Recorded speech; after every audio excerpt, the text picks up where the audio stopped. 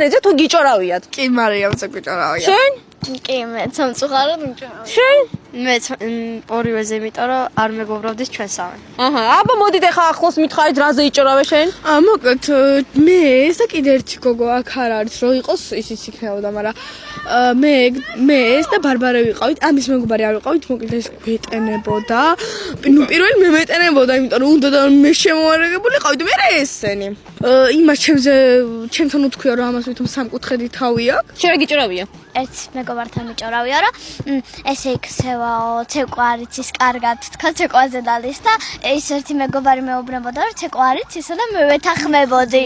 ნუ, როდესაც გვაბრაზებდა ხოლმე თაკო და ხანდახან რომ ჩხუბობდით და ზოგიერთჯერ რჩებოდა თაკოს არა და ბარბარე მეგობრები და მე ვშორდებოდი. ხან თაკო, ხო ეგრე იყო სულ? კი. მე და ბარბარეს ვერთად ხედავით.